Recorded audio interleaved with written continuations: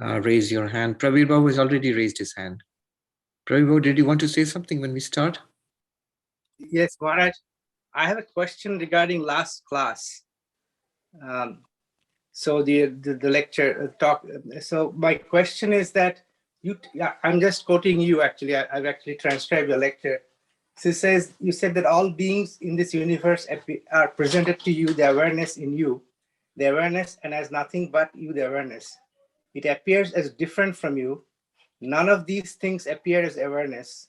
They appear as computer, books, people, etc. Now, where are they appearing from? Are they appearing because of my karma, or how is it? You are asking why they are appearing, and where are they coming from? There's only one place, from that consciousness, from Brahman. There's nothing else. But why this set of things? Why? So why this particular set of things? Why not that? Why in this way? Why not in that way? Then you have causality, cause and effect. If you ask Vedanta or any of the Indian philosophies, they will say karma. If you want more detailed answer, I would personally always go to science. Why this is happening or that is happening. I think the different branches of science can give us good answers. If you have a deeper question of why at all anything is appearing, yes, that's the question. See, there are multiple questions. Where is everything appearing? In Brahman. Time, space, causation. So that is the stage on which this drama is taking place. What is that stage made of? There's nothing else but Brahman. Where is that stage? It's Brahman, nothing else. Brahman means existence. And this is not even just a claim that, yes, everything is in Brahman. It's a logical fact. Brahman is existence. So if you ask, where are all these existing things appearing? They're appearing in existence. If you ask, where are all the waves and bubbles and foam appearing? In water. They are made of water. Where else will they appear? But if you are asking a further question of why this set of things, why in this way, why did this happen? Why did that not happen? Then the general answer would be karma. And a more detailed answer, it's much more, then you're entering into the realm of science, into the realm of physics, or if you go further up in the scale, then you're entering into the level of chemistry or biology or physiology, even medicine and so on. So these are the, once you're in the realm of causality, pick your system of knowledge, it will give you some answer. But there is the most complex question or most profound question is not where they are appearing or why this kind of appearance is there. Why is there at all an appearance? Because you have said that the ultimate reality is existence, consciousness, bliss. Or if you just say pure being. But what we are seeing around, what we are experiencing ourselves and whatever we are experiencing now is not just pure being. It is existing things and activities, not even a static universe, dynamic activity going on, a tremendous, like a storm going on all around us and in the vastness of time and space. So why at all anything is appearing? Then we are back to that fundamental question of Maya. I've discussed this many times. One answer, let me give you one answer. What are the alternatives? There are only two alternatives. Either something will appear or nothing will appear. Pure being will remain as pure being. So something will appear or something will not appear. These are the only two alternatives. And notice both alternatives are fulfilled. When we have Srishti and Sthiti, the projection of the universe and existence of the universe, there is appearance. And when we have Pralaya, the great cosmic dissolution, then there is no appearance. One Swami in Uttarakhand put it very nicely, Ramananda Saraswati, I still remember. He says that in the cosmic dissolution, Pralaya, when nothing exists, the entire universe has been absorbed back into Maya. No space-time, let alone planets and stars and worlds and people, nothing is there. Not even space and time. Only God exists in his majesty with his power, Maya, that's it. Saguna Brahman, Ishvara exists. And that's like a timeless instant. There's no passage of time there also. At that time, God is searching for us. We're playing hide and seek. God is searching for us. Where did those fellows go? We're all hiding in Maya. We have no individual existence. Then he finds us out and he throws us, creates the universe and projects us back into the universe and restarts the drama of the universe. A new universe is created. And he hides himself. So now we are in this universe. We are running around. Now God is hidden. We are running around searching for God. Where is God? So there is this cosmic hide and seek going on. For billions of years, we search for God. And when the cosmic resolution is there, Mahapralaya. And God as it were is searching for us. Of course, it's just a way of putting it. So there are two alternatives. Either there is no appearance or there is some appearance. And Brahman is fulfilling both alternatives. Look at your daily life. Either the world appears, there's the cosmic, or this world is appearing before you, and you are also there. That is one. Or nothing appears, deep sleep. So both are there in your life. Exactly like that in this cosmos also, both are there, both alternatives. There is no third alternative. Now, in this appearance, if you ask a further question, why this kind of appearance? Why this way and why not that way? Then causality, karma will come into play. But one question is, you used awareness and consciousness both quite a I bit. generally use it. So what is the difference between awareness and consciousness? No distinction. I'm not using it you can make a distinction, but I'm not making a distinction. I'm just using it in the sense of Brahman, Atman. One distinction one can make is the awareness which we have right now. You are seeing, hearing, smelling, tasting, touching, thinking, enjoying, suffering, waking, dreaming, deep sleep. This is a kind of awareness. This is called reflected awareness, chidabhasa. This is not Atman or Brahman. So when the Buddhists say that the individual is made of the panchaskandha, 5 pillars or 5 aggregates, one of those aggregates is vijnana skandha, consciousness or awareness. And at moment to moment it is perishing. And at the death of the body, that also goes away. Now, so where is this? If your Vedanta is talking about consciousness, then that consciousness is just momentary consciousness and it's also gone at the death of the body. So that is not Vedanta, what Vedanta is talking about. So that is your chidabhasa, and it is reflected in what is called vritti, the movements of the mind. That is momentary. Moment to moment, many thoughts and feelings are coming and going, and consciousness is reflected there. In fact, that is the consciousness that is being studied in modern consciousness studies. That consciousness, reflected consciousness, and the vrittis, they definitely have some correlation with the activities of the neurons. They have to have. They are also material. And the neurons and the brain are material. Gross matter and subtle matter. They will interact. There's no doubt about it. Vedanta has no objection there. Sankhya has no objection there. So I'm using consciousness and awareness interchangeably. But you can make a distinction. There are different ways. It depends on the translation. Some people get confused. When Nisargadatta Maharaj, he says, this is this consciousness you're talking about at the end of the physical body. When the physical body dies, that's gone. Now, if you are following Vedanta, you think that Atman is pure consciousness, eternal. You will think, what is he saying? That consciousness is gone. He means this consciousness which we have right now. When the body dies, as long as the mind is not reactivated anymore, it's just like being in deep sleep for a time being. Pure consciousness is always there. Atman, Brahman, so whatever. Because there is no direct word for pure consciousness in English, I use the words consciousness, awareness interchangeably. Swami Vivekananda even used knowledge itself. At one time he used awareness, intelligence itself.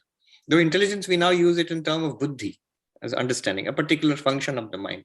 At one time, that was the only way of referring to consciousness, because this use of the term awareness or consciousness was not very prevalent 120, 150 years ago. Now it's much more prevalent. All right. Thank you, Maharaj. Thank you. Let us go ahead. Have I done the chant? No. Om Vasudeva Sutam Devam Kamsa Chanuramardanam Devaki Paramanandam Krishnam Vande Jagadguru. think last week we missed a class, a new Vedanta center run by devotees in Connecticut was inaugurated. Very nice program was there. So I had gone for that. Before that, we did an important verse, very important verse and beautiful verse, which states the whole of Advaita Vedanta. This was the 29th verse of the 6th chapter. 6th chapter, 29th verse. Sarva-bhūta-sthitaṁ sarva-bhūtāni chātmani ikshate yoga-yuktātma sarvatra samadarshana. So all the Atman in all beings, everywhere in this existence, you find that golden cord of consciousness running through, or existence, or you can use the term presence, everywhere. And sarva-bhūtāni chātmani, all beings are also in the Atman. All beings are in the Atman, not in the sense that the Atman is like a bowl and a bowl of fruit and you put all the pears and grapes and all of it in a bowl. Not in that. Not in that sense. It's not a container-contained relationship. More, it's like all the waves are in water. All the pottery is in the clay pottery is in the clay. All ornaments are in gold. It's a weird way of speaking, but it's true. Where do the ornaments appear? In gold. Even more direct. As all the people you meet in your dreams and the places you go to and all of that is in your mind. It's basically your mind appearing in those ways. Similarly, when you say all beings are in the Atman, it's your Atman itself appearing as all those beings in the Atman. Space is also in the Atman. Time is also in the Atman. How can space and time, such vast things, be in consciousness? But it's true. What happens in your dream? All the places that you see, the vast open places, the big cities and the international travel, all of that is happening in your mind, literally in your mind. And the time is passing, that's also in your mind. Actually, there's no space there, there's no time there, it's just the mind in itself. Similarly, that's a dream. That's a dream. But what Vedanta claims, something similar is happening here, but not by the mind. It is happening in the absolute, in Brahman, in pure being, in pure awareness. It's an important distinction to draw. I'll just touch upon it here and go ahead. There's no time to discuss that. What Vedanta is proposing is not subjective idealism. Subjective idealism is a philosophical position which states that just as everything you dream about in your dream state, whatever you dream about, whoever you dream about, whatever happens in your dream was all in your mind and nothing but your mind. Nobody disagrees there. Just like that, everything that you see here is in your mind and nothing but your mind. Whose mind? Your mind. Your individual mind. You are creating this universe. Vedanta does not agree. And this is an old ancient battle between subjective idealism and realism. So, there was a school of Buddhists called the Vijnanavadis or Chittamatra school, the mind-only school of Buddhists. And that's a powerful school as part of the Tibetan Buddhist tradition even now, and Mahayana Buddhist traditions, mind-only school. And they say the whole universe is in the mind.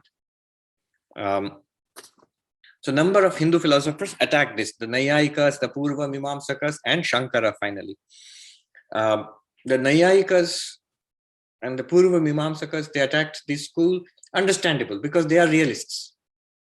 See, this Nyaya school and the Purva Mimamsa school of Hinduism, they are realists. Realists in a sense, there is a world. Just like in the common sense, you feel that there are people outside, there's a world outside. These people also say that, the Nayayikas and Purva Mimamsakas. There's a world outside. There are real things happening, real actions, and all of that is very real. Body is real and activities in the world. It's not in your mind. It's not like a dream at all. So they attack the Buddhists because they are realists and the Buddhists are subjective idealists. But what is interesting is Shankara attacks the Buddhists. You would think Shankara would be in sympathy because he also says everything is not in the mind, but in consciousness or in Atman. Just like Gita said, everything is in the Atman, sarva-bhūtāni chātmani. But Shankara sharply attacks the Buddhist subjective idealists because he wants to distinguish his position from them. He says this world which you are seeing here is not a creation of your mind. You, Sarvapriyananda, you are one individual. You have not created this world out there. You have not created, you are not imagining Manhattan. You are not imagining all these people present on Zoom here. No. They are there and you are experiencing them through your mind. But you and all of this, your mind and body and all of these minds and bodies, an entire material universe is appearing in one unlimited being, one unlimited existence consciousness, which is your real nature and also the real nature of everybody else. That's what Advaita Vedanta says. That's what Shankara is trying to prove. So he's not trying to say that you are dreaming now in your own mind. Professor Arindam Chakrabarti has written a paper about this. He calls it nicely, Idealist Refutations of Idealism. Why does Shankara attack the subjective idealist, the Buddhist? After all, the Buddhist is saying something very similar. In Gaudapada, in Madhukya Karika, when we studied, we saw Gaudapada attacks the subjective idealist because of this very reason. So you have to make a distinction between what is called subjective idealism and absolutism. Subjective idealism, world is your dream. Absolutism, there's one absolute reality in which all beings and their minds and the world all appear and they interact with each other. Even in the dream example, note something. When you're dreaming, you are not aware you're dreaming. You think that there are people there, I'm walking in a space outside, things are happening. Now, when you wake up, you realize that all that you saw was nothing but you, the dreamer's mind. And even you who were there in that dream, walking around and talking with people, that was also imagined in the dreamer's mind. So the whole thing was imagined in the dreamer's mind. But you, the person in the dream, you were not dreaming up the dream world. Do you see what I mean? In the dream, you are also there as a character in your own dream. And that character in the dream is not dreaming up that world. Rather, that character and the dream world are both being dreamt up by you, the dreamer, who's sleeping. Similarly, here in this waking world, there's a background existence consciousness bliss. There's a background absolute, what Meister Eckhart calls the ground of my soul and the ground of God are one and the same ground, the primal ground. In that, all of this is appearing. But that one is also you. That's the beauty of Advaita Vedanta. That's your real nature. So that was said in the 29th verse. Now we will go to the 30th verse. The same theme continues. Yo mam paśhyati sarvatra sarvaṁ ca mayi paśhyati tasyāhaṁ na praṇaśhyāmi saca me na praṇaśhyati. He who sees me everywhere and sees everything in me. I'm never destroyed. I'm never lost to him, nor is he ever lost to me. So the same thing is continuing. The one who sees me, one who sees that absolute reality everywhere, and the one and who sees everything in that absolute reality. So for that person, I am not lost, nor is he ever lost for me. That's a very beautiful verse.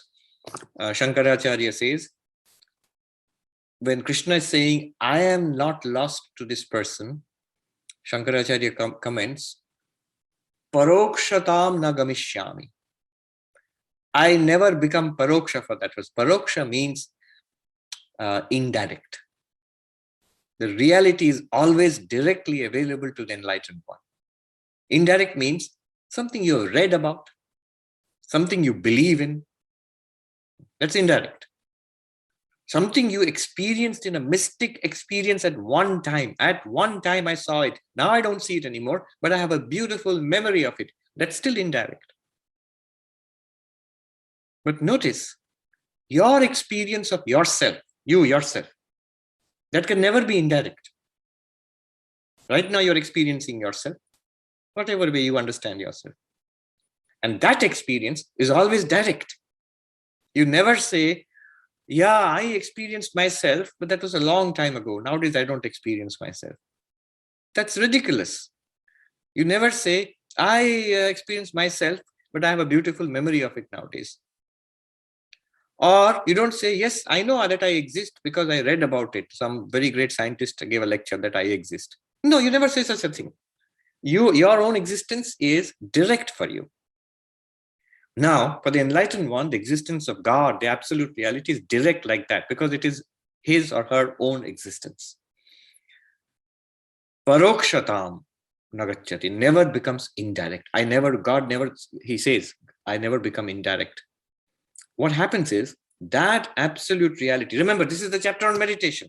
So you have already talked about the heights or the depths of the deepest possible meditation, samadhi. Not only just samadhi, but nirvikalpa samadhi, asampragyata samadhi, the highest, deepest samadhi spoken about in yoga.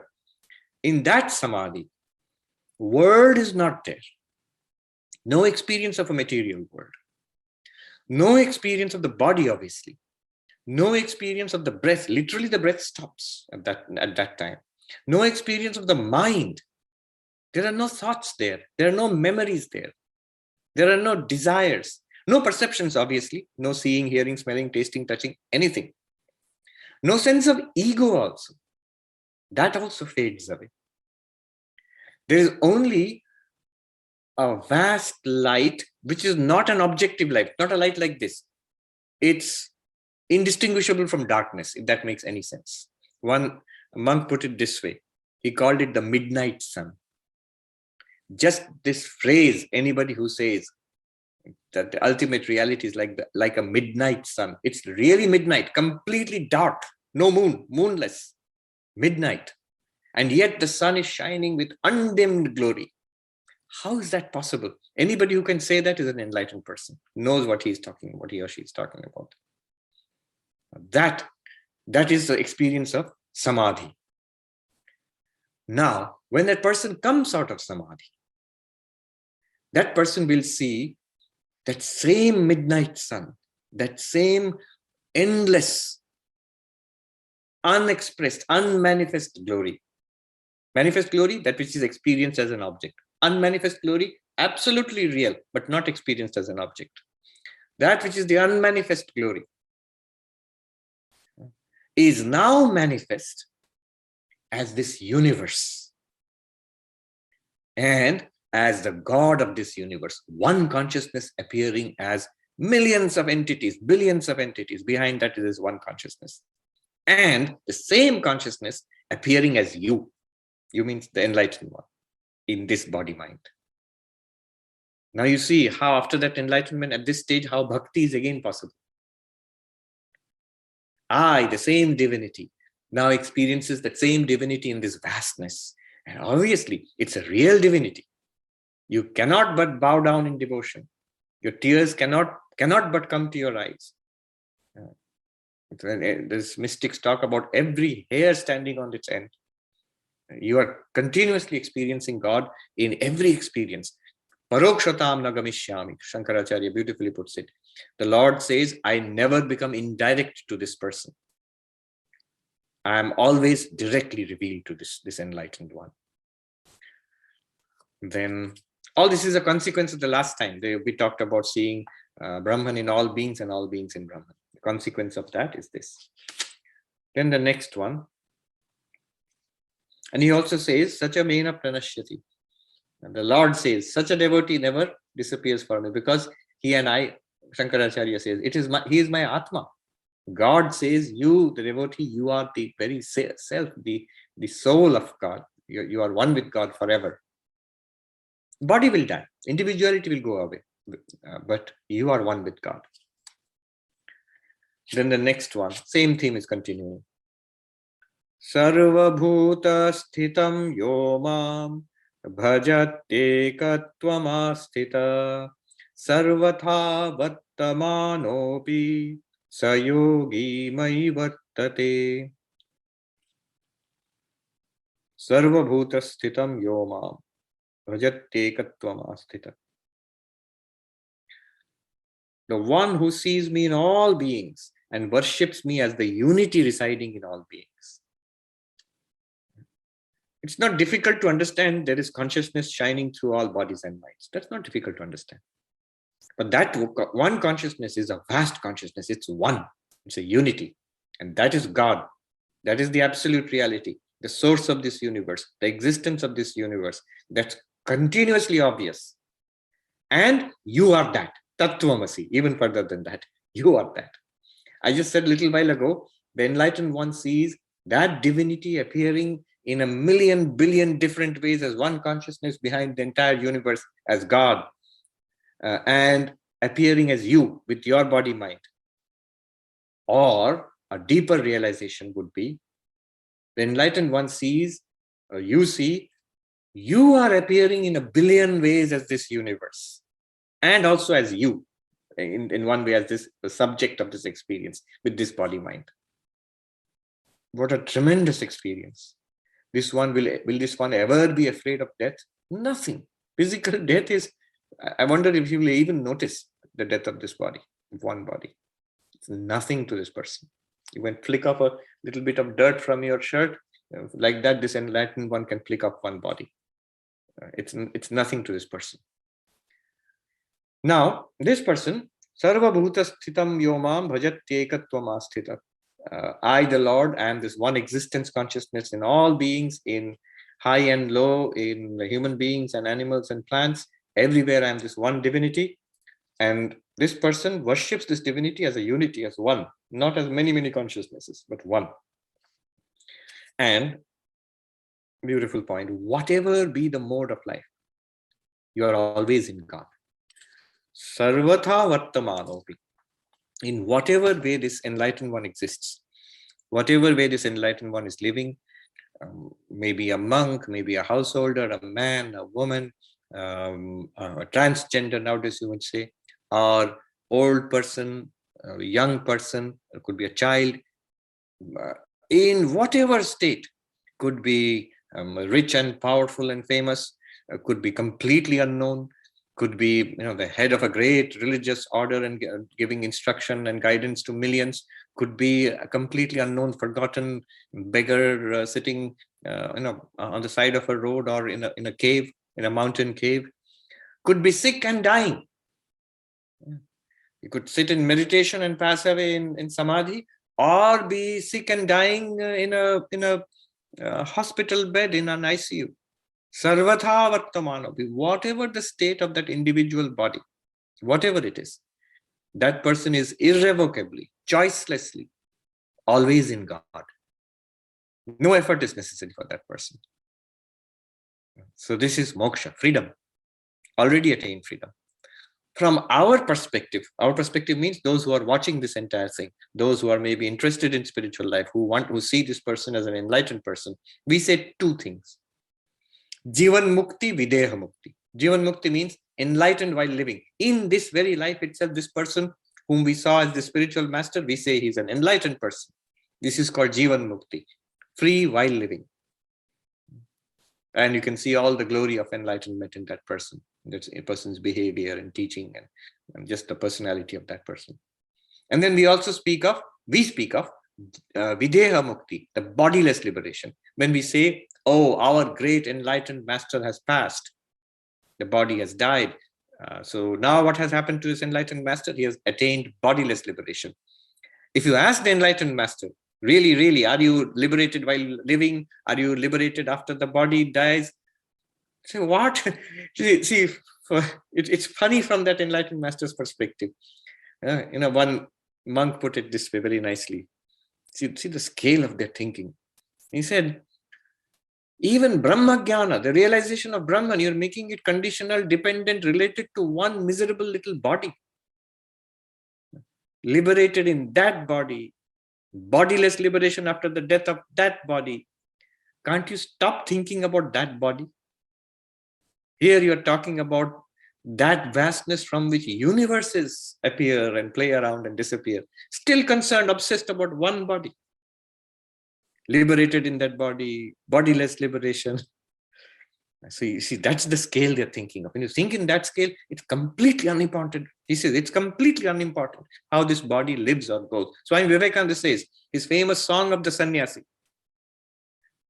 The song of the sannyasi, at the end of that, the last verse, he says, heed no more how body lives or goes. Its task is done. Let karma float it down. Its task is done. It has set you free. You are now the infinite. The bird has flown. There's an Islamic mystical song about Sufis in Eastern Bengal. They sing about this. They say the bird of the spirit in this body who was there has flown. Now the cage remains empty and broken. And so it's so beautiful, touching. It says that when the bird was there, the bird came from the infinite and was caged in this cage of flesh and bones. So the bird stayed in this cage. But what happened, when the bird was staying, bird means the spirit, you. But the bird was imprisoned in this cage. It was sitting in this cage. The poor cage, which is matter, material cage. The cage fell in love with the bird. But now the cage is broken and the bird has flown into the heavens. And the cage misses the bird terribly.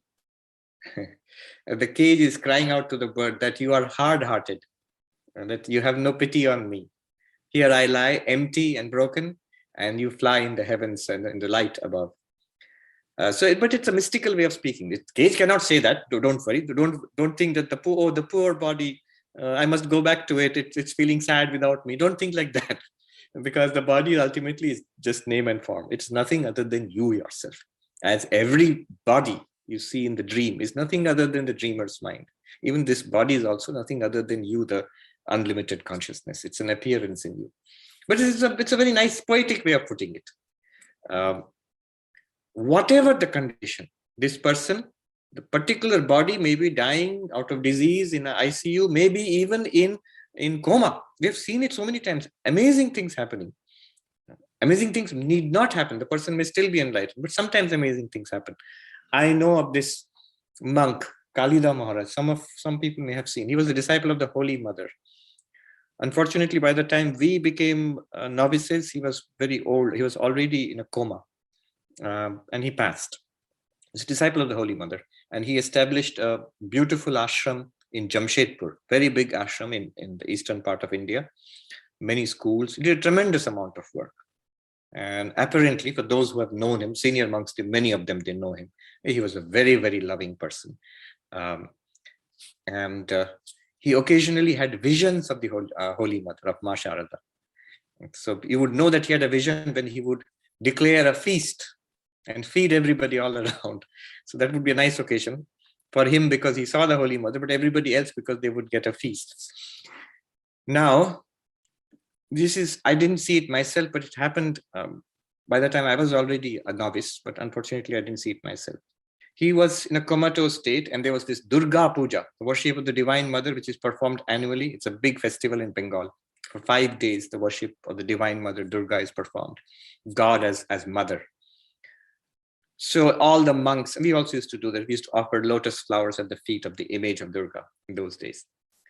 And so this Swami, who was a disciple of the Holy Mother, and he was in coma, and he was wheeled out in a wheelchair, and there was an attending monk. And the procedure was, obviously the Swami is not seeing anything, hearing anything. He's obviously in coma. He's just sitting there like a vegetable, But the procedure is to take the flower, put it in his hands, and then take it and put it at the feet of the Divine Mother. So on his behalf, sort of.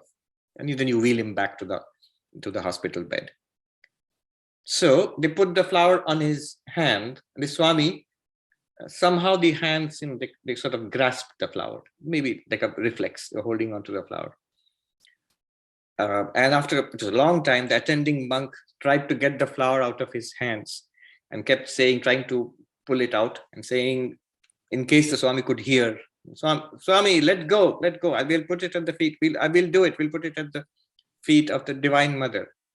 And to the stunned reaction of the people all around, this Swami, who hadn't spoken in years, who had no reactions, smiled sweetly and said, in Bengali, he said, Shomoy hole dobo. When the time is right, I will give it to you. Wait.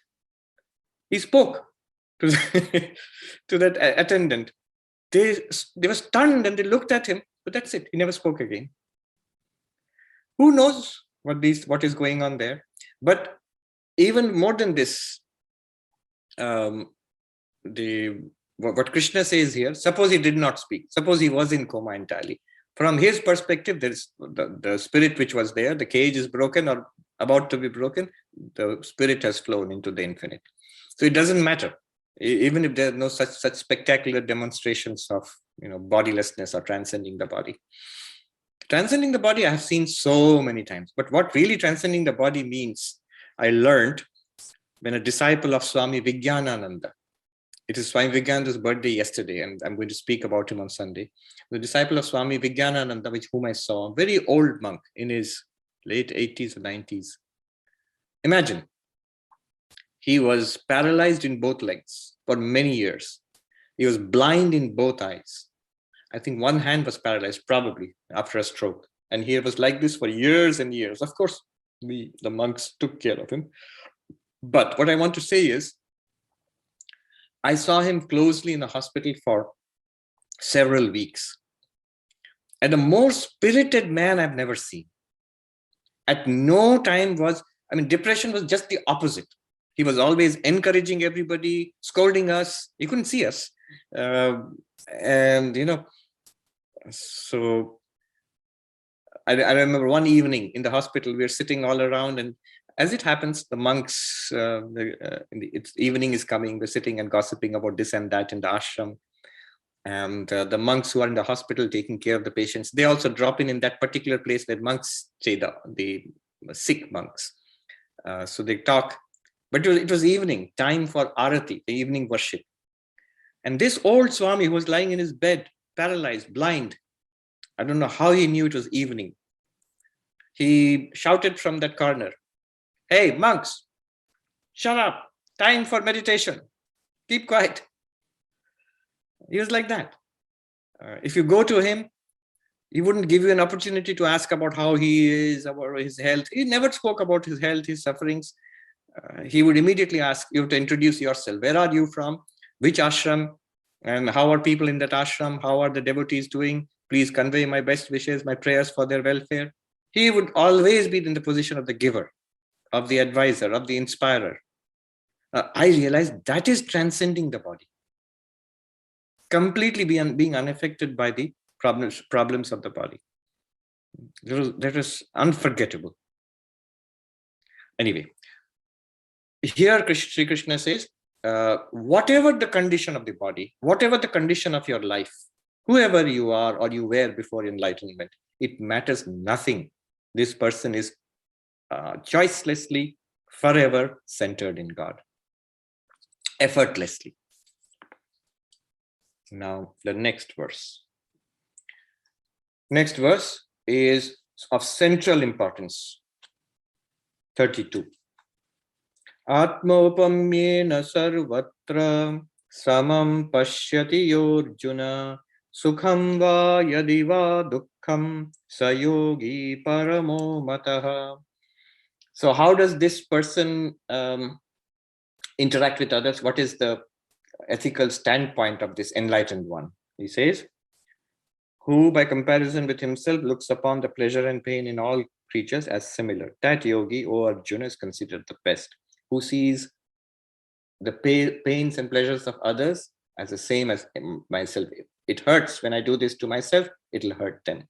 This makes me happy, it'll make them happy. What creates misery and pain in myself will create misery and pain in others. And therefore you act like this. This is called the golden rule. I want to say a little bit about this. This is one of the highest ethical principle, common principle in all the religions of the world. In every religion of the world, this is found. This is called the golden rule. Here you find it in the Gita, but let me quote. This is a book about the different principles which are common to all religions. It's called Oneness, Great Principles Shared by All Religions. But anyway, I want to quote from chapter 1. It's called Golden Rule. The golden rule is expressed almost word for word in every religion. So fundamental is it to all religious thought that founders and enlightened teachers of every religion have commented on it directly. Jesus referred to the golden rule as the law of the prophets. Muhammad described it as the noblest expression of religion. Rabbi Hillel stated in the Jewish Talmud that the golden rule is the whole of the Torah and the remainder is but commentary. Vyasa, the enlightened Hindu sage, called it the sum of all true righteousness. The Buddha referred to it as the sum total of all righteousness. And Confucius deemed it the one principle upon which one's whole life may proceed. Let me share with you this link. If you go to the United Nations headquarters here, the Visitors Center, you will find this very beautiful, there is the chat. I'm sending this link to everyone. This very beautiful mosaic. I've seen it. Some of you who have visited the UN headquarters have seen it. I think Peter might be here. He might speak to it. Peter Dawkins. So it's very striking. You can't miss it. If you go to the UN headquarters, you will see it's a very beautiful mosaic, and it states the golden rule there. Do unto others as you would have them do unto you. And it's made by, I think it was commemorated and given to the United Nations by Nancy Reagan during the Reagan administration. Also, there's a lot of resources on the golden rule on the net. So you find quotations from every religion. In the ancient Sanskrit tradition, we just saw the Gita.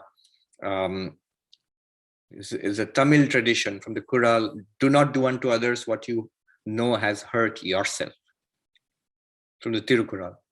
Why does one hurt others knowing what it is to be hurt? Very beautifully stated. In ancient Greece, Thales said, avoid doing what you would blame others for doing. Sextus the Pythagorean, he says, what you do not want to happen to you, do not do it yourself either. Plato says, may I be of a sound mind and do to others as I would that they should do to me. Zoroastrianism, it says, that nature alone is good, which refrains from doing to another whatsoever is not good for itself. Judaism, Christianity, we all saw. Islam. And then in the gospel itself, you find directly more than once. Matthew 7.12, do to others what you would want them to do to you. This is the meaning of the law of Moses and the teaching of the prophets. Luke 6:31, as ye would that men should do to you, do ye also to them likewise. In Luke 10:25, a certain lawyer stood up and tested, and he asks Jesus, teacher, what shall I do to inherit eternal life? And Jesus said to him, what is written in the law? This lawyer means who is an expert in Jewish law. You shall love the God with your Lord your God with all your heart, with all your soul, with all your strength, and with all your mind, and love your neighbor as yourself. And Jesus said, you have answered correctly, do this and you will live eternally. So love your neighbor as yourself. The golden rule. Islam, Baha'i, Buddhism, Jainism.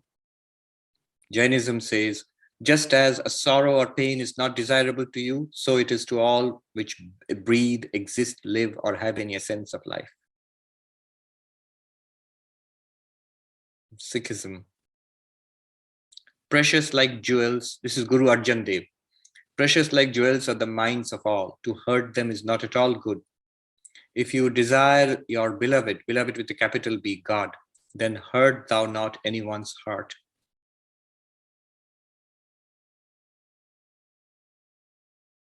Taoism, in the Tao Te Ching also. The sage has no interest of his own. This is like a Jivan Mukta, but takes the interests of the people as his own. He's kind to the kind. He's also kind to the unkind. For virtue is kind. He's faithful to the faithful. He's also faithful to the unfaithful. For virtue is faithful.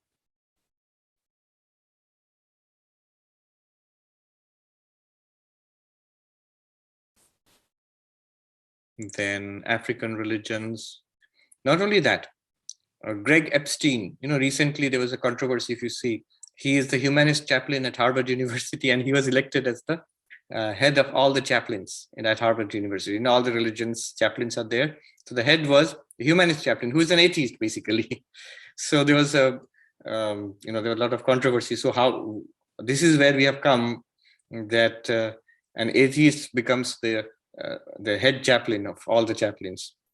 But he says, Greg Epstein, he says about the golden rule, do unto others is a concept that essentially no religion misses, but not a single one of these versions of the golden rule requires a God. So his point is that the golden rule to be true does not require a God. And that becomes the basis of ethics in Mahayana Buddhism, that to love all beings, not as they treat you, as you would have them treat you.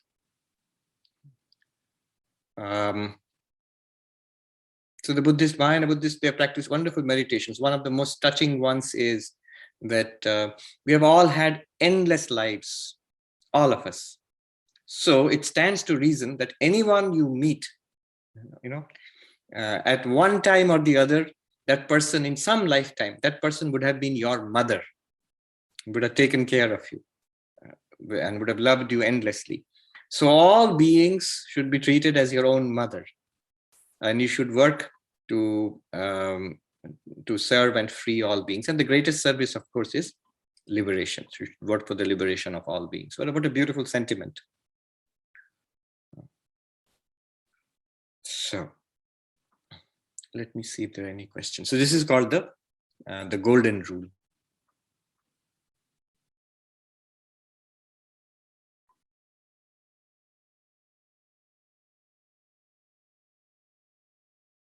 Ramya says, yes, we were taught this in school, to do unto others as I would that they should do to me. Correct. Bill says, Swamiji says, goodness is a transcendental value. It cannot be proved by materialist reasoning. It is true, because notice how goodness is proved here. Right now, the golden rule, why does it come here in Vedanta? In the fullest Vedantic realization. From that follows the golden rule. That because it is the same divinity everywhere, it is you yourself everywhere. It is the oneness of all existence. And it's a divine oneness. Therefore, there's no limit to the goodness. It does not depend on how others treat you or what you do. You are dealing with your own self, whether they know it or not. And Swami Vivekananda says this is the basis of ethics. It's a huge, huge question in ethics. Why should I be good? What is the foundation of goodness? At Harvard 2 years back, I had the opportunity to attend a class on the philosophy of ethics conducted by none other than Professor Amartya Sen, the Nobel Prize winning economist. He's also an economist and also teacher of philosophy at Harvard University. And he was the master of Trinity College also at one time. Very distinguished teacher. So he had a course on ethics, and he was kind enough to permit me to attend. So there you see how, mostly from a Western perspective, how people have been struggling to give a foundation for ethics. The foundation means on what basis can you derive ethics? Why should I be good? And there are multiple approaches. So there's famously, economics mostly is based on a utilitarian approach. Mills, Bentham, utilitarian approach. Because if you are good, then it increases happiness. Whatever increases happiness is good. And whatever, reduces happiness is bad. Now, immediately you will say that it's not a question of individual happiness, because my individual happiness can increase at the expense of the unhappiness of so many people. So in economics, it's applied in a sense of the whole society. And that's the basis of, for example, the taxation policies followed by all societies, that you tax the rich more and tax the poor at lower rates, because $100 for the rich has very little impact, but the same $100 has a much greater impact on the lives of a poor person in terms of food, transportation, shelter, medical help and all. So it will increase. So the amount of satisfaction lost by the rich person by giving up $100 in tax is offset by the amount of satisfaction gained by the poor person who's helped by that $100 in public spending. So that's basic economics, government financial policy, which we all learned, whoever studied economics in school. So that's based on utilitarianism. But there are problems with that. There are the famous trolley problem. The trolley problem, that suppose there's a trolley coming on rails, and there are, and you can see that at the end of the track, there are, 10 people standing. And you are in the position where there's a lever. If you pull the lever, the trolley will be diverted. It is out of control. It will be diverted to the next track. But at the end of that track, 5 people are standing. Now what will you do? If you pull the lever, then the trolley will not go and kill the 10 people, but you'll go and kill the 5 people. Now, utilitarian ethics says that you should pull the lever and let it go and kill the 5 people. But it's tricky. Isn't it? Suppose your personal ethics is that you should not directly hurt or kill anybody. But if you pull the lever, you're actually killing 5 people. If you don't pull the lever, you might be responsible, but you did not actually. I'm just giving a counterfactual argument, a kind of argument that you did not actually kill anybody because you did not interfere in the process. But then, so this is a typical problem that is set up in any ethics class. That here always you see the struggle is, what is the foundation of ethics? On what basis will you decide? What would be the answer? Professor Amartya Sen put this question in the ethics class there. But because it's Harvard, you get a different answer. Neither this, nor that. Because one student said that neither. So the professor asked, how? What do you mean neither? There are only 2 choices. Either you pull the lever or you do not pull the lever. And the student gave a very beautiful answer. He said, both are nasty options. If we are deciding public policy, we should think out of the box for looking for a better solution for everybody. There is bound to be. I mean, lever, this situation is an artificial situation. But in public policy, where it's so complex in this world, you have to think what is, like, instead of one nasty solution, another nasty solution, what is a good solution for everybody? Anyway, this long story. Now, there is deontological ethics, there is utilitarian ethics, there is teleological ethics, so many ways. One might be deontological, means it's a big word, just means duty. My religious book has told me, thou shalt not kill. Therefore, I will not take part in anything, pulling the lever this way, that way, nothing. So that, but how do you know that's right? And what's the problem with that kind of approach? The problem with that kind of approach is, my religious book has told me. Another person's religious book may not have told that person that. And this may not be acceptable to, suppose somebody is an atheist and does not believe in any religion whatsoever, or believes in a different religion. So this cannot be the foundation for ethics for everybody. So we go on, and until Swami Vivekananda, he says that Vedanta provides a basis for ethics, and then he brings in this from the experience of oneness. Not it, you might say, then you have to experience oneness, not necessarily. From this understanding that we are one reality, on that you can base ethics. All ethics, he says, actually all ethics can be based on the oneness of existence. It is, see, naturally I don't hurt myself. Nobody doubts that. I will not hurt myself. But what do I do with others? That's the whole question of ethics.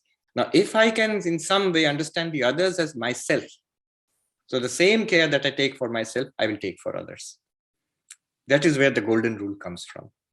But understanding others as myself requires Advaita Vedanta. So that is one solution of ethics. Then let me see. Shanli says, if someone ignores you, would you ignore him also? Someone is nice to you, would you be nice towards him? It depends on the situation. First of all, your attitude should be one of empathy, respect, and kindness towards everybody. Now, in a particular situation, whether you will ignore somebody or pay attention, you see, sometimes ignoring can be hurtful. Sometimes paying attention can be intrusive. Am I paying attention to that person because that person requires attention, or because I am bored and restless? I'm nosy. That's why I'm paying attention. And I'm saying it is because of the golden rule in the Gita and all religions and the United Nations, which forces me to interfere in your business. No, it doesn't. But the attitude can be one of sympathy and respect.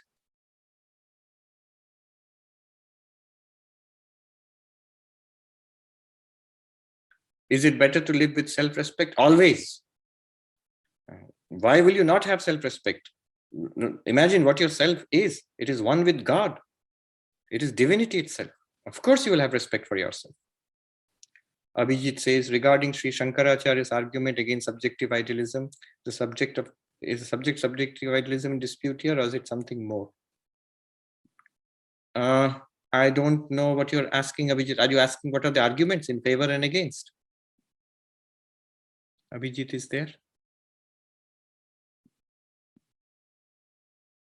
No? Yeah, I mean, these things are found in the philosophy textbooks. I remember one of the assignments I had to do was actually this. We had a course at Harvard taught by Professor Parimal Patil on classical Indian Buddhism. And one of the assignments that I took up was the subjective idealism of Dharmakirti. It is a text, ancient text, about 1600 years old, I think, which is called Alambana Pariksha, an examination of the support, that there is an external support for our perceptions. And when you're seeing things, there is something which makes us see these things. That means there is something outside our mind. And Dharmakirti, the great Buddhist master, attacks this. He says, there is no external reality. It's all in your mind. He wants to show this. And he gives a series of arguments. Some positive, some negative. Negative means he will challenge you. You say these things exist outside. He challenges both Buddhist realists and also by implication Hindu realists. Realist means external world exists. Often like the common sense way we think about it. There is an external world. So he challenges those who think there's an external world. For example, one of his arguments is, so there's an external world. Huh? These computers, books, tables, chairs, they all exist outside the mind. They're not thoughts, they're actual things. Yes. What are they made of? So they are made of atoms. At that time, atomic theory was developed. The Vaisheshikas, they even coined the term atom, anu. So they are made of atoms. What are atoms? They are the smallest possible particle. They are the particle which cannot be divided, further subdivided. So they didn't discover this through experimentation, obviously, but just by thinking logically. If things are made of particles and they can be divided, they can be further subdivided, you must come to an end at some point.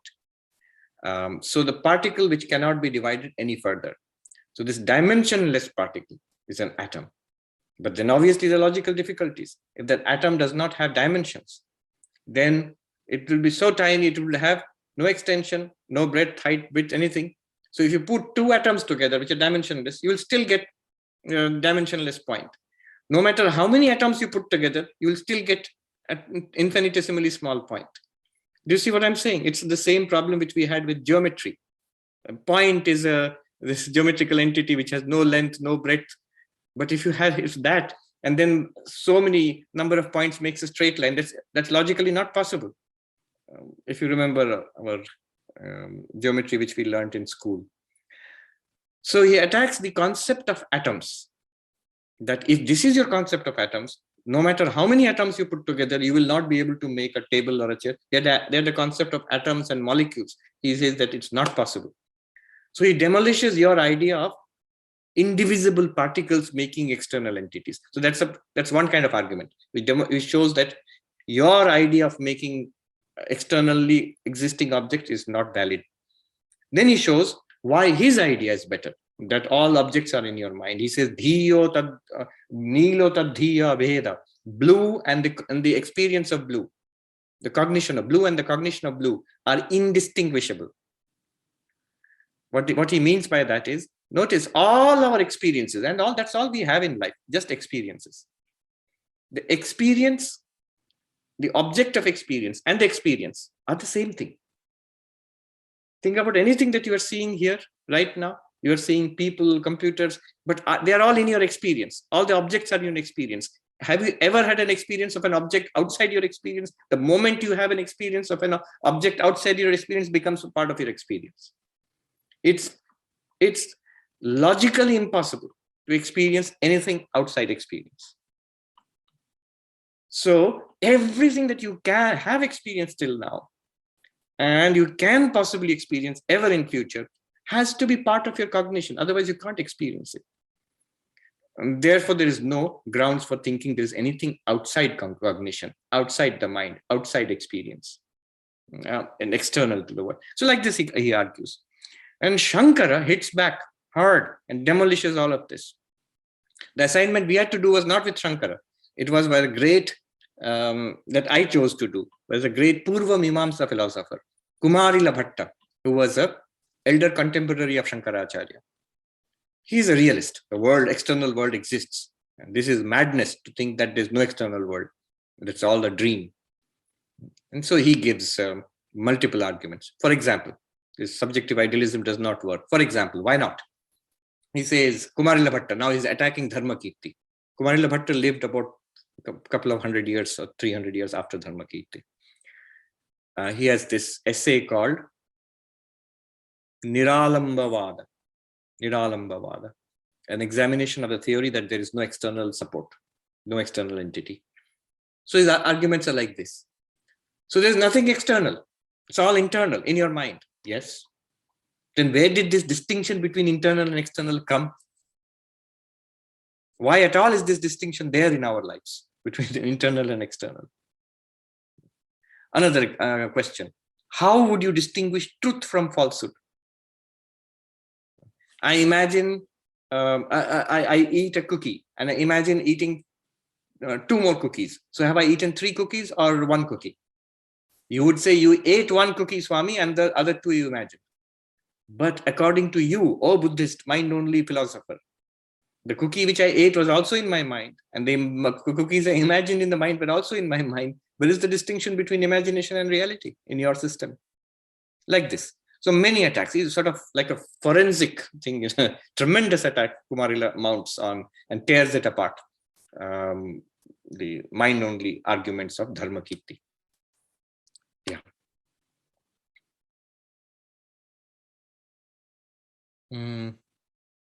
What else? And Shankaracharya follows with multiple more arguments against the mind-only philosophers. Nitin says, since nothing is ever experienced outside of mind, what is the real need for Maya to go through the trouble of projecting things outside and then perceiving them through minds? It seems sufficient and more sensible to simply project minds and things within those minds. Does Shankaracharya support Srishti Drishti Vada only because it's easier to explain to people, or is there irrefutable Shruti support for it? There is no irrefutable Shruti support for Srishti Drishti Vada, nor for Drishti Srishti Vada. These Srishti Drishti means the world has been created and we are experiencing a common sense approach, the way we think about it. Drishti Srishti means the whole thing is in your mind. There's nothing outside, just like the Buddhists were saying. Now, from an Advaita perspective, which one is true? Is there a world outside our minds, or is it all in our minds? From an Advaita perspective, none of these is true. From an Advaita perspective, there is no external world, there are no minds also. There is only consciousness. And the whole thing is a play in consciousness. So, adopting one or the other, Shankaracharya, it's just a matter of taste and convenience. Because ultimately, Shankaracharya does not want to say there is an external world. No. Ultimately, he wants to say Brahman alone exists. But then why doesn't he take the Buddhist way out? He doesn't think that will lead him to that ultimate reality. So he wants to protect this method. And the method basically is the skillful master will start where the students are. We really feel there's an external world. And so the master wants to help us and show that there's only one absolute reality. The master has to start at our level. So yeah, there is a world and here is the body. But you feel you are a person in the body. So that person is the mind. And then beyond the mind, he will try to take us to consciousness itself. And then show us that all that we thought were external are only appearances in consciousness. That works. If you start by saying everything is in your mind, all this is a dream, that's not the way we normally think, behave, or believe. It might be nice as a thought experiment, like a movie, Matrix movie, but we will not act on it. We cannot build our spiritual life easily. Not all of us. There are some. Okay, which method will suit whom? So the sadhus in Uttarakhand are very clear about this in the Himalayas. The various grades of methods. Srishti Drishti Vada, that's a common approach for everybody. Why? Because everybody believes like that. We really believe there's a distinction between waking and dreaming. We really believe there's a world out there. We really believe there's this body. If you don't believe that, if you try to force yourself into this mind-only kind of thinking, I've seen people go into depression. People lose all kind of interest in the world outside. Those who really try to do that, they lose motivation and drive. They start misbehaving with others because the others don't exist, right? They're all in your mind. So if that led to enlightenment, there will be nothing like it. It doesn't lead to enlightenment. That leads to tamoguna. A person becomes tamasic. So it doesn't help. But not that that path is wrong, but that path is difficult. It's a little more advanced. Whom will it suit? Drishti Shrishti Vada, that you can reject the world as a dream as a dream, waking also a dream. Gaudapada does that actually. For Gaudapada, it's Drishti Shrishti Vada. The world is like a dream. And who can do that? The difference is in vairagya, dispassion. It's a very monastic thing. And among monks also, the higher grade of vairagya, the dispassion for the world, desirelessness, a peaceful, unpolluted mind. They can, for such a mind, the world can actually practically seem dreamlike. It happens also. You're sitting high in the Himalayan cave. I've experienced it myself. Very soon, the world seems to be dreamlike. You can dismiss it. But just because you're sitting 10,000 feet up and from there, the plains of India are covered in clouds, basically, so, or smog. So you can't see the complexities of life from there. Anyway, even higher than that, Ajatavada of Gaudapada. Why even in your mind? There's nothing in your mind. It's like deep sleep. There's no world at all. Only Brahman is. But that is suitable only for the highest grade, those who have extraordinary dispassion for even their own bodies and minds. For them, it works directly. Why have these sophisticated ways or very subtle ways if they are not useful? They are useful for higher grades of seekers. Their use is they are faster and more direct. They lead to the realization sharply, straight away, because they're very much closer than actually believing in an external world. Okay.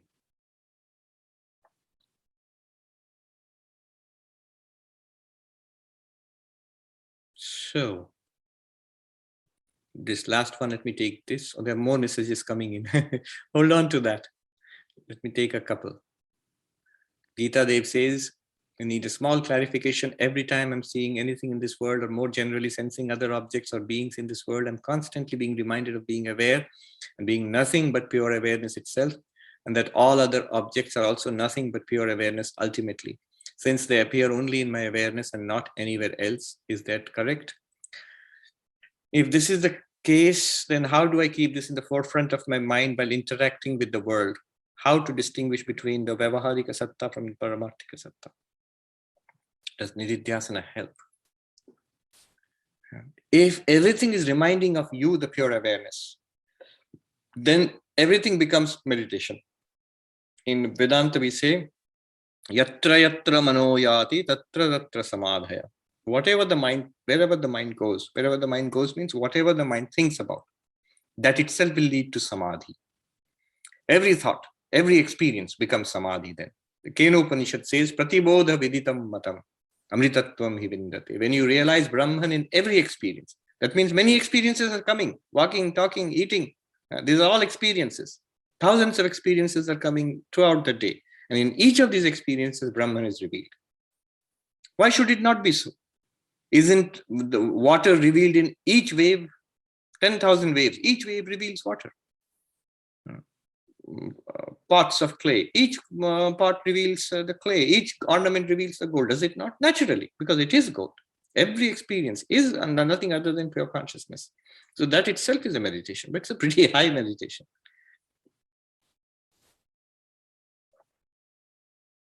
Rick has given a oneness, principles of religions. Yes, but don't rush to buy it, because I bought it, but I found it's just basically a collection of quotations from different religions. Not bad, but all right. Then ubiquity of the golden rule must surely indicate a common origin. Is the common origin Advaita, non-duality? It might be the intuition of non-duality, which I believe is there in every genuine spiritual tradition of the world, including the indigenous, the first people's traditions. Aldous Huxley mentions that. He says in his book, Perennial Philosophy, the idea that there's one non-dual reality, the ultimate reality of the universe is this oneness. We think it's a sophisticated development, at the end of the Upanishads, you find it, the highest philosophy of Advaita. But he says, I believe it's a timeless realization. Even primitive man, a prehistoric man must have had it. They may not have your language, your poetry, your philosophy, your logic, but that intuition they had of the one reality behind this multiplicity. Rick says to me, the best argument against subjective idealism is intersubjective agreement. Doesn't work, because, let me finish. If each person's mind fabricated its own world, there would be as many radically different worlds as there are people, and life would be utter chaos. No, it doesn't work, because Gaudapada considers this. He says in the Mandukya Karika, consider your dreams again. That's the best example. In your dreams, there are so many subjects. You say, no, but there's only me. There's only you after you wake up. But in your dreams, you did meet people. You're sharing a cup of coffee with your friend or friends. And you felt they were your friends. And all of your friends saw the cup of coffee. They agreed on their intersubjective agreement. You don't experience this in your dreams. That, if you tell your friend that here is a cup of coffee, have a sip. And your friend says, no, it's in your mind. I can't see it. No, he doesn't say it, he sees it. It's because the same mind is projecting both you and your friend and the cup of coffee. So that's why intersubjective agreement is possible. You can still have intersubjective agreement and yet snap out of it and wake up and say, oh, it was all in my mind.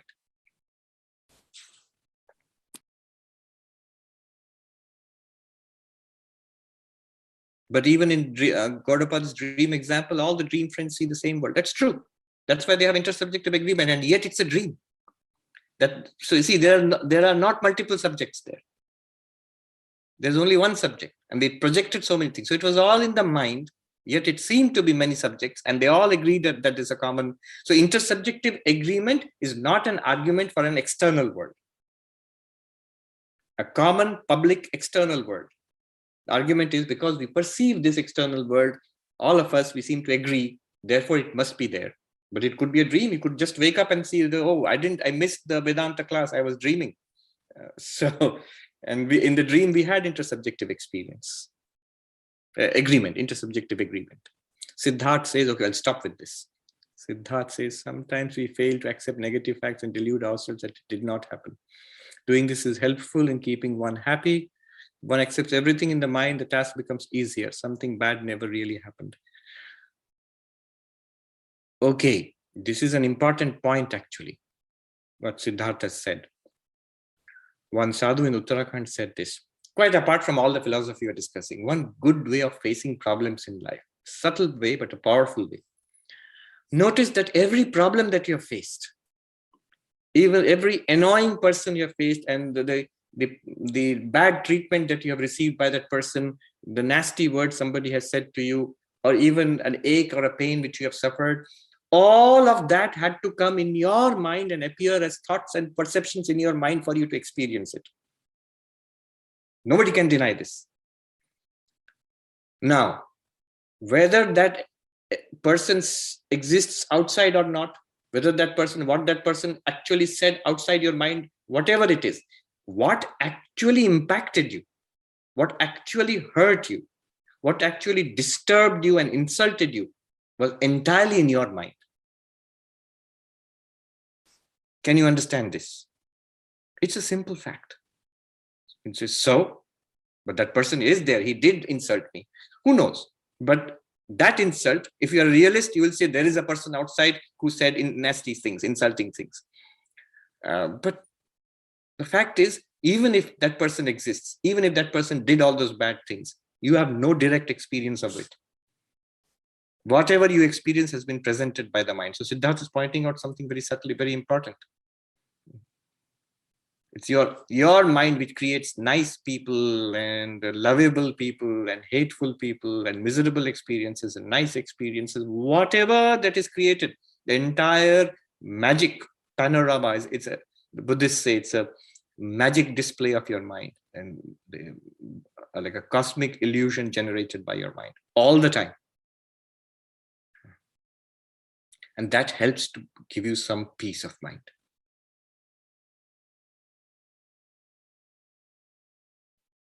Okay, let's just end here. Ajatavada, Nitin says there's no process of creation, preservation, dissolution. Brahman still shines forth and appears as the world itself by its very nature. Isn't it so that the world is the lap-lapahat of Brahman, the shining forth, like a flame shining? If so, can't the shining forth be explained as drishti shrishti while still upholding ajata? All right, let me put it this way. One sadhu put it very nicely. He said, these three views, these are three approaches to the same Advaita Vedanta by, the English translations. Creation experienced, srishti drishti. Experienced creation, drishti shrishti. Ajata, the unborn universe, birthless.